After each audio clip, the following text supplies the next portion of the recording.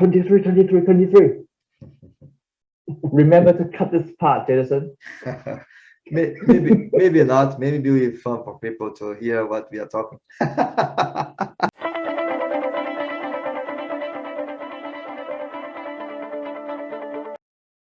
Hi, everyone.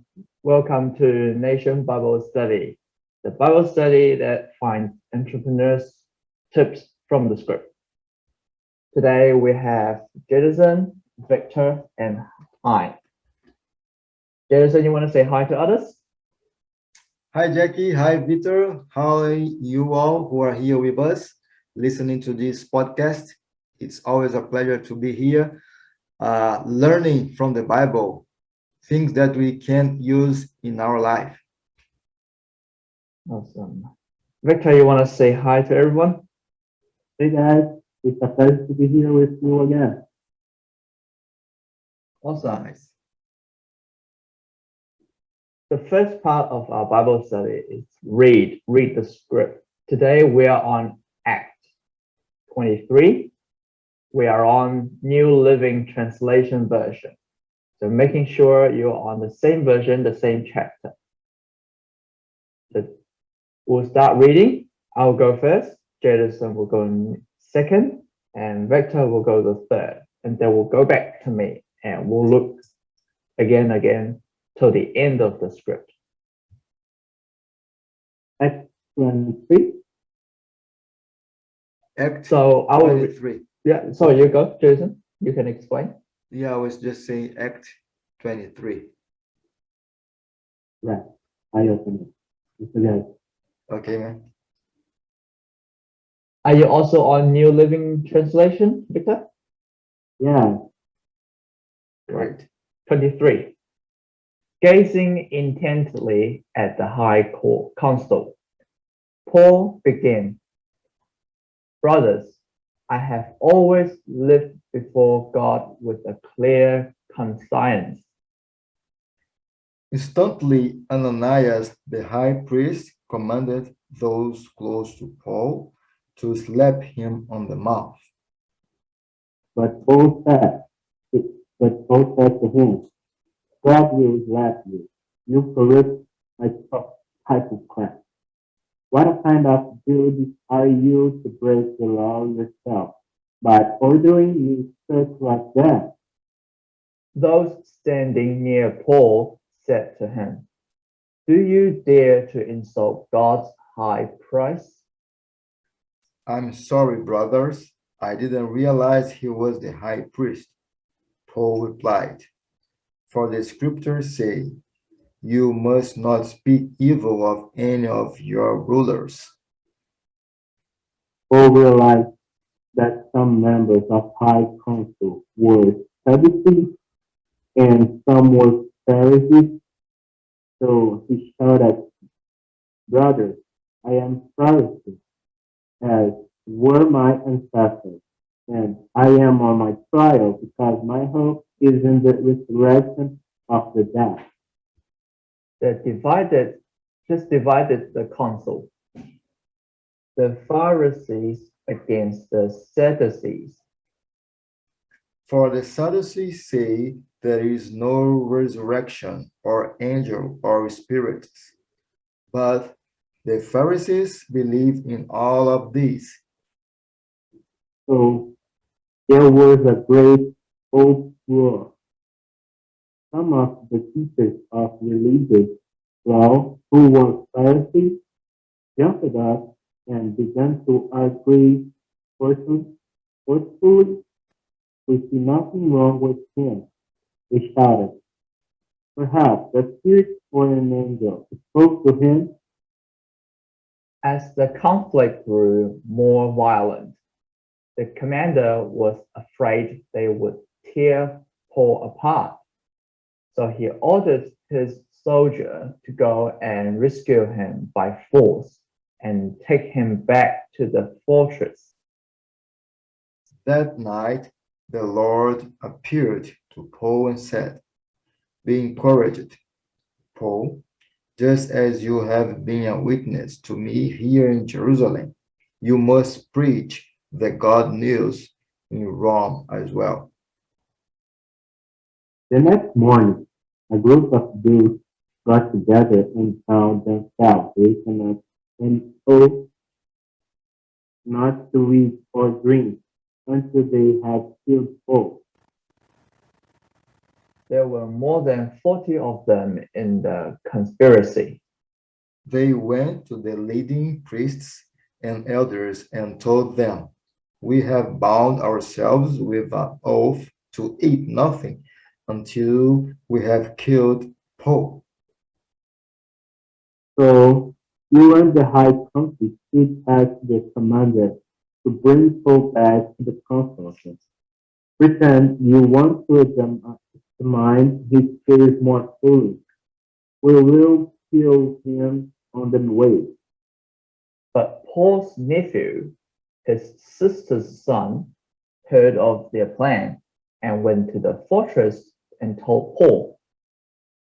Paul called for one of the Roman officers and said, "Take this young man to the commander. He has something important to tell him." So the officer did, explaining, Paul, the prisoner, called me over and asked me to bring this young man to you because he has something to tell you. The commander took his hand, led him aside, and asked, "What it is you want to tell me?" Paul's nephew told him, "Some Jews are going to ask you to bring Paul before the High Council tomorrow, pretending they want to get some more information." But don't do it. There are more than 40 men hiding along the way, ready to ambush him. They have vowed not to eat or drink anything until they have killed him. They are ready now, just waiting for your consent. "Don't let anyone know you told me this." The commander warned the young man.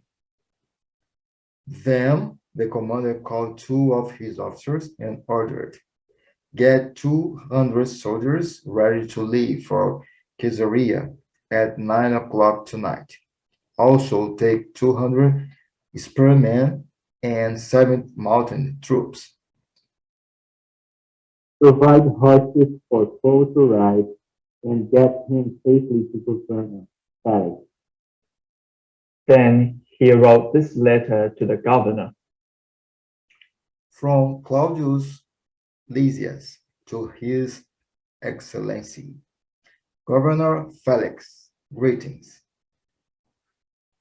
This man was seized by some Jews, and they were about to kill him when I arrived with the troops. When I learned that he was a Roman citizen, I removed him to safety. Then I took him to their high council to try to learn the basis of the accusation against him.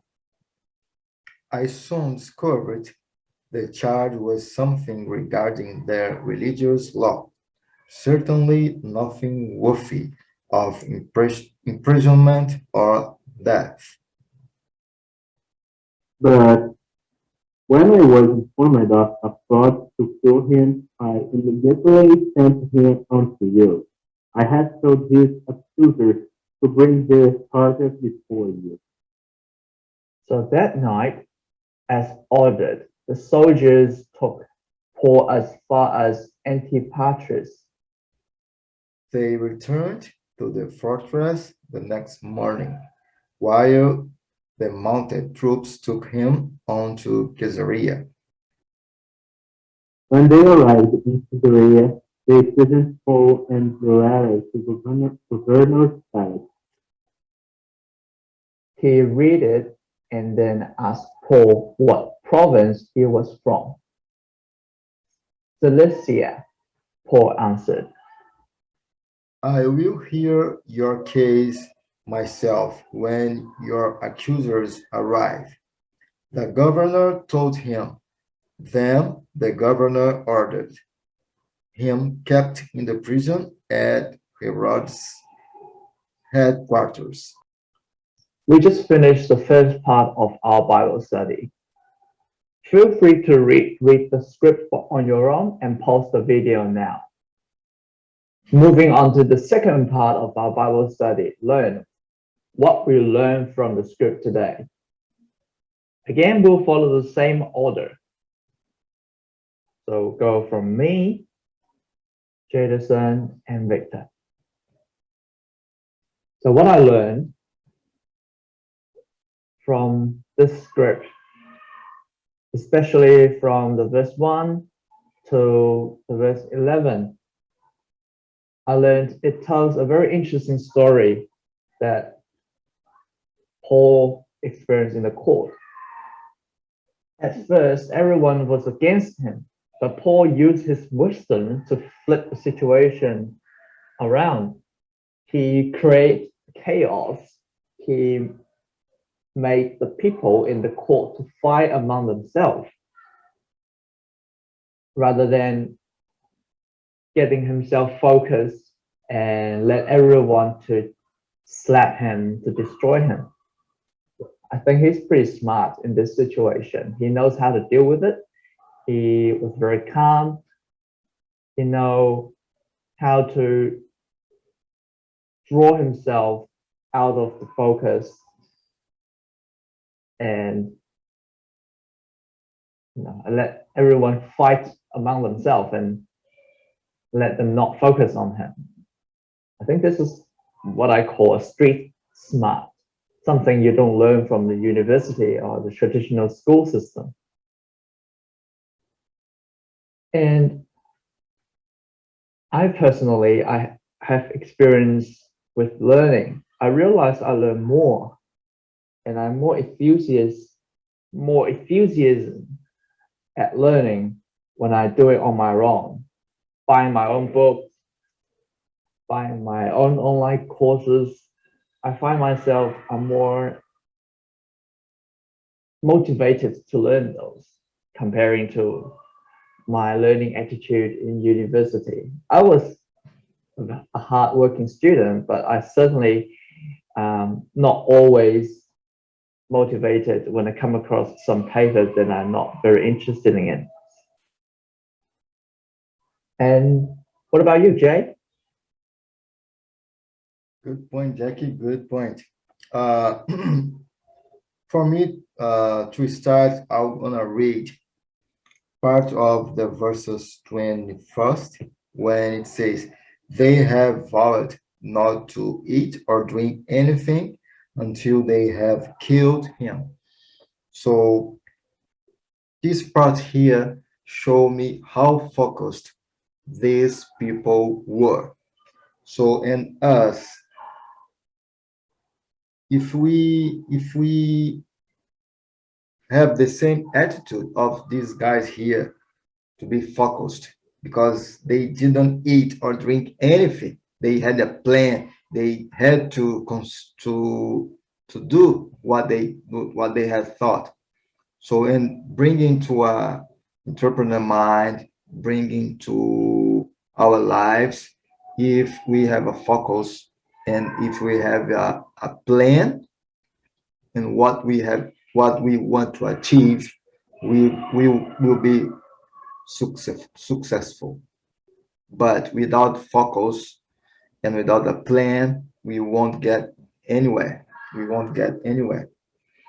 And the second part to connect with this one is when Jesus said, "Be encouraged, Paul, just as you have been a witness to me here in Jerusalem. You must preach the good news in Rome as well." And also to connect with this part, when the commander said, "But when I was informed of a plot to kill him, I immediately sent him on to you." So Jesus told Paul that he needed to preach in Rome, but there were guys trying to killing him. He was in a fortress. He was not going to Rome, but because his nephew heard what was gonna happen to him, and his nephew told the commander. Command had an action, and this action took Peter to Rome, where Jesus told him that where he had to be. So it shows me that when we have focus, when we have a plan, and Jesus is part of our plan. If we have Jesus as a first person of our plan, everything will cooperate for us. Because uh, Paul had just a vision. He had to go to Rome, but he did not know yet how. But Jesus, because he had Jesus in his mind, he was doing things according with God's wills. So God showed him everything and put him in the direction of when he had to be. So that's what I learned. Be focused, have a plan, and have Jesus in our business. Awesome. What about you, Victor? So, I learned a little about soccer too. With you guys, they all have a great purpose just to preach the gospel and preach God. But I think it's nice the part when, let me see, the verse 23. The commander and the officer was talking about the other people want to kill Paul, and they just accepted him and made a plan for leave him safe from the governor. And as they said, when we put God in the first, the first place, when we put Jesus in the first place, everything separates for our good. In that case, it happened. Very good. Very good. We're coming to the third part of our Bible study. So what we're going to do can be based on what we learned today or something not related to what we learned today. Again, let's go from me, Jason, and Victor. So what I'm going to do in the coming week is I will be learning some website design. Very funny, I have potential client approach me this week. Initially, they approached me because they want to build an app. But as we go deeper and deeper into the conversation and finding out what he really wants, it turns out what he needs is a website. But that's out of my knowledge. I don't even know how to convince my client to not design a website, instead should design an app. And that's been my blind spot. So I need to learn more about this topic to learn the good and bad in web design and combining my knowledge that I already have in Android app development and a little bit of iOS app development. Then I can provide a better advice to the client on what do they really need. What about you, Jay? So for me, it's quite interesting because I talked about focus, and yesterday I was talking with my wife about our business, my business and her business, because in the beginning we were working together in both, but I don't know what happened and we just split. I'm running my business and she's running her business, but when we work together, we were doing much better than now. And I just realized that we lost our focus. So we have to be focused since we work in the beginning. So what I'll do this week is to put my plans on focus. So because I have a plan, I have a business plan, so I just need to be more focused. Praying God to give me wisdom to run the business well, not only my one, but my wife's as well. So it is what I'll do.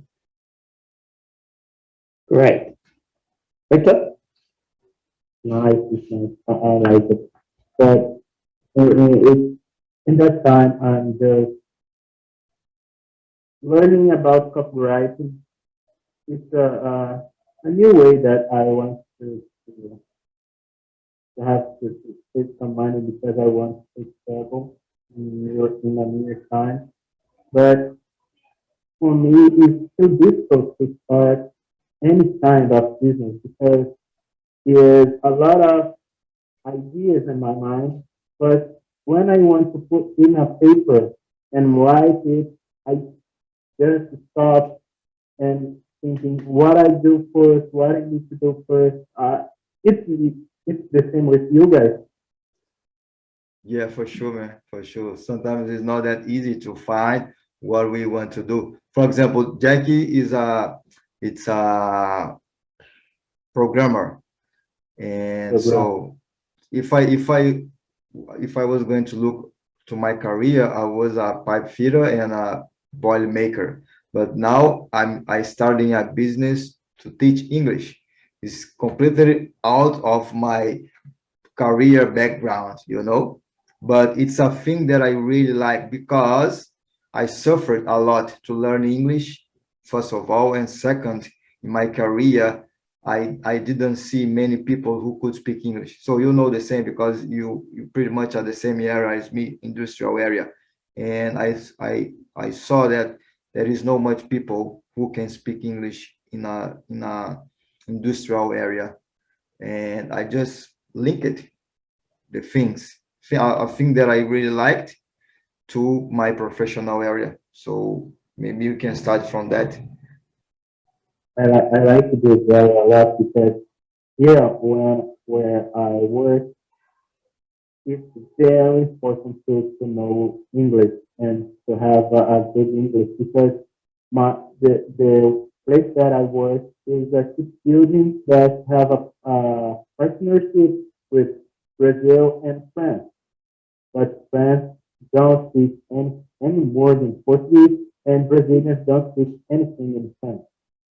Yeah, And English in industrial area is very important, but yeah, sometimes here have a problem because you know English. Do you speak well in a good way? Have a good pronunciation, but the top of the how can I say, my boss and the bosses here don't see and don't find in their own industry for people that speak English too.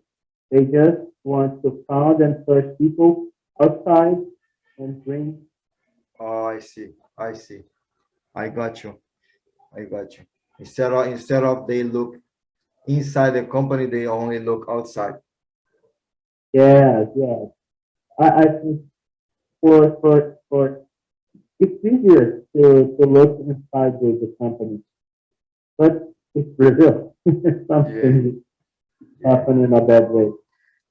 And because of because of that, I I'm learning and I'm searching for new areas just for save money or just to take my own business because I think this thing is too boring. right. And, I know, I got you, and man.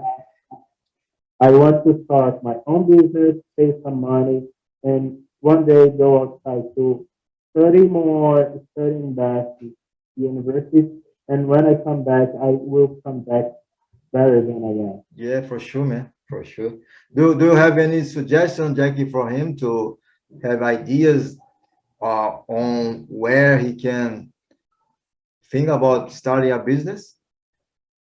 I would say start with your mindset. You start changing your mindset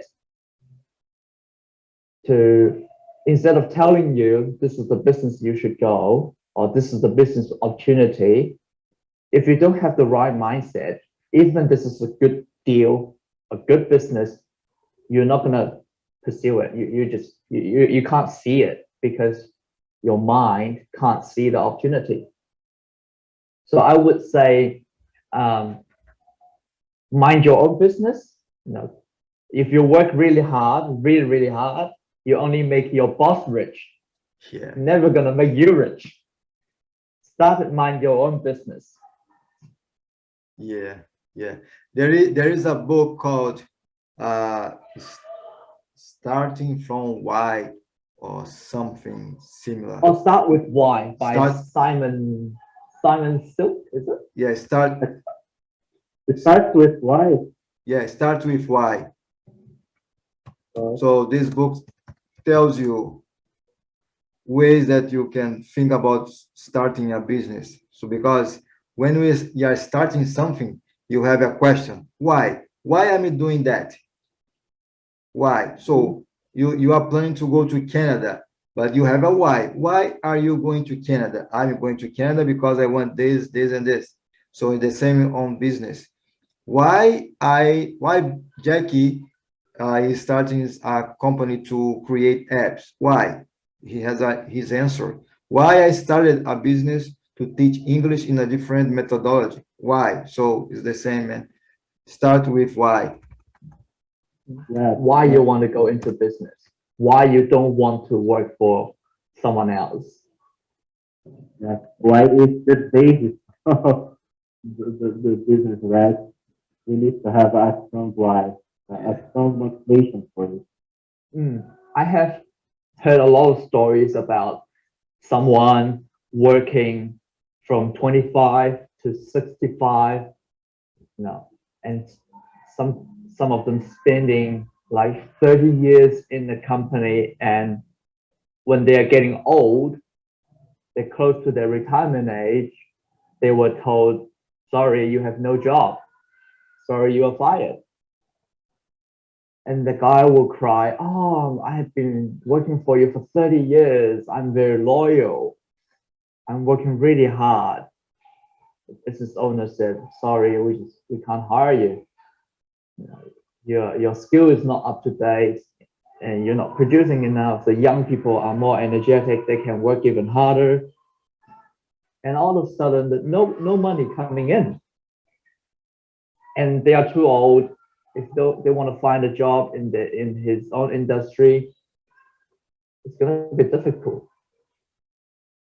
So we have to look after our own retirement.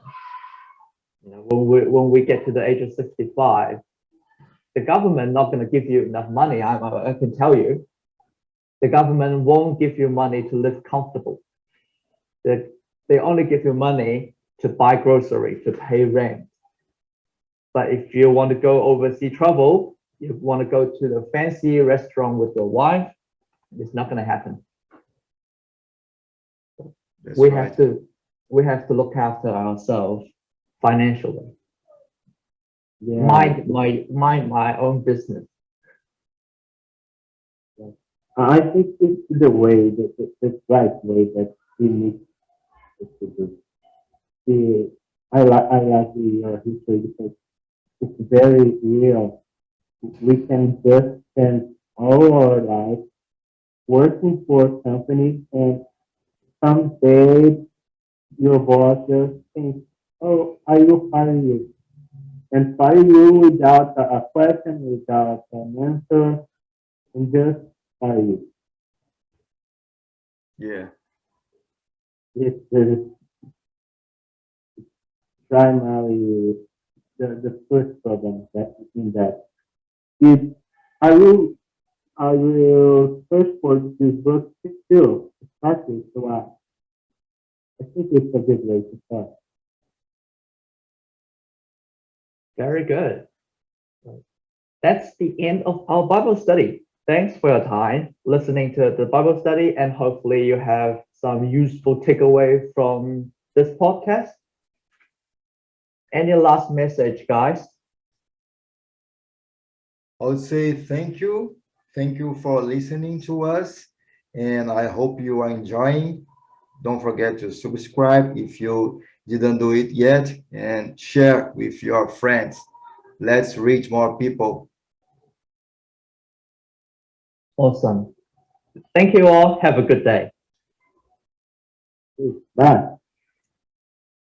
Today was Comes very from- good, man.